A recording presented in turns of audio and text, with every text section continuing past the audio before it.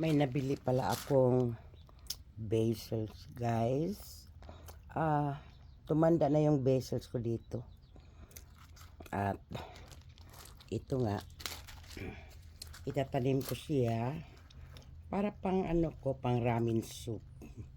Kasi mabango siya sa ramen soup eh. At dito ko siya ilagay.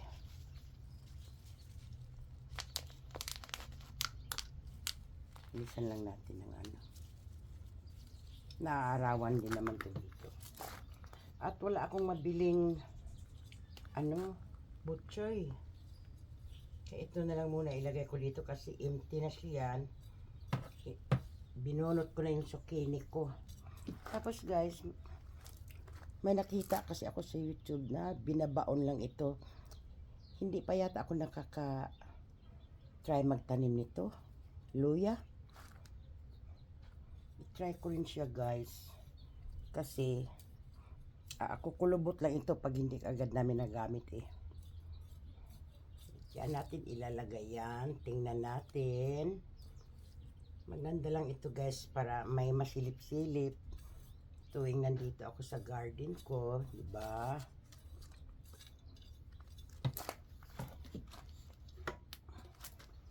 Madiligan at sabi kasi ilagay ito sa tubig. Kailang itanim ko na lang siya. So tingnan natin kung buhay. Kasi sa grocery ko to sa binili, hindi ko to siya binili sa garden store. Ayan, first time kong yata magtanim nitong luya. Ayan guys. May silip-silipin ako diyang bubunga, di ba? Uusbong. Tapos yung sili ko, ayan, yan na lang ang natira niya at nagulay na namin yung malalaki dito at nagsigang yung anak ko, sabi ko kunin na lang dito. So at ito naman, ayan, namumunga na siya guys, yung sili na ito.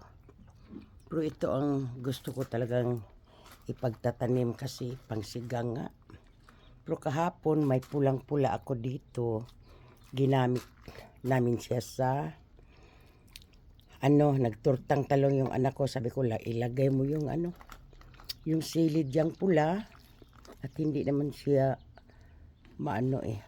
maanghang. At ito naman guys, nilagay ko to dito, baka makakatulong lang. Chia seeds ito. Yan. So abangan ko na lang yan kung uusbong yung garlic. Pero ito dito naman nainita naman to dito. At yung aking alugbati, hindi ko pa siya natalbusan dahil hindi pa ako nakapunta sa store. Nakalimutan ko lagi yung munggo. At ito naman nasa pots pa siya guys. Hanapan ko pa siya ng lugar kung saan ko siya itanim. Dati nagtanim ako dito banda para sana yun pupunta diyan, kaya lang namatay siya. At dalawa yan sila sana eh, diyan saka diyan papunta doon. So ito namang aking bougainvillea, nabuhay naman siya. Perfect siya diyan guys kasi nagkaroon ng shade ang aking dito,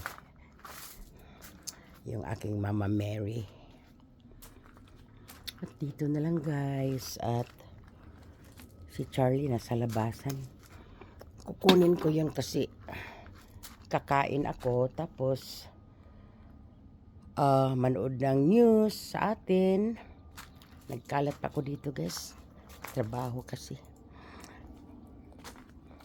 Yan hindi ko pa naayos yung binigay ng friend ko pang birthday niya sa akin. Ito siya guys At meron pa nga ako dong semento may sisimentuhin ako guys. for the next upload siguro kung di magkabisihan. Kaya Charlie, psst, psst. Gustong gusto ni Charlie guys doon sa ano sa labasan Char, nagpapainit siya dyan. At doon naman guys, yan,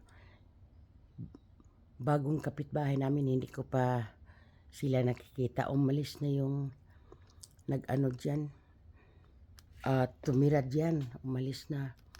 At yun, kalalagay lang nila ng solar siguro mas mahal ang bahay na yan kasi may solar at mahal din ang solar dito guys. Binalak ko yan, tapos nahinto ang balak ko kasi may inaayos pa kaming mas dapat ayusin. First come, first serve. Charlie, let's go baby. Shh. Char. Yuhu. Halika na, Char. At ako'y nagugutom at alas 9 na siguro ngayon sa umaga. Ako'y kakain, matulog, at kakayod mamaya. So, ganito lang ang buhay dito guys. Magpahinga para may energy pag nagtrabaho. So, saka na yung ibang mga gawain dahil mahina ang kalaban. Sobra lang ang init dito ngayon guys. Kaya yung aking hose, hindi ko na naibalik-balik. At lagi nga ako ditong nag-i-spray sa aking mga bato. At dyan nga umiihi si Charlie. Minsan, dumudumi dyan. Kaya yung bato ko, numinipis na. Kailangan ko nang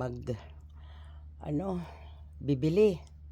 Saka na lang kasi malaking trabaho na naman yun So, sa ngayon, maganda ang araw, mainit, at yung aking gutter hindi ko yan maakyat-akyat. So ito lang kasi guys, yan, dyan lang galing, at yun doon, saka doon yung kalahati na yun, yan lang ang kailangang malinis.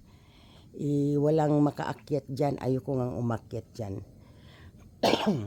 Kaya kinausap ko yung gardener, may mga edad na rin. Oo nang oo, siguro natakot yung umakyat dyan. Kaya nahanapan ko yan ng paraan kailang hindi nag-work yung malaking pole. Nilagyan ko siya ng alambre para lang maalis yung mga needles na yan. Galing yan doon sa kahoy na yun na hindi maputol-putol. Trim lang sila ng trim. Sabi ko, pag nagkataon yan, pag bumagsak yan, ay lagot na. Kaya ang taas-taas na ang pine tree na yan. Kaya yan ang nangyayari sa aming gutter. One day, makakita ako ng medyo bata-bata.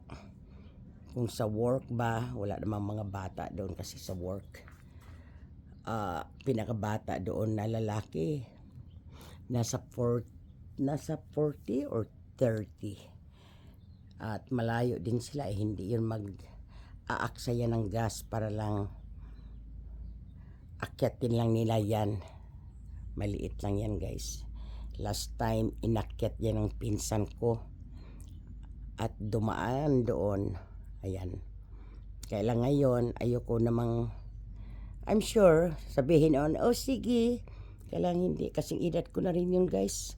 Bilib lang rin ako noon, ang bilis umakyat.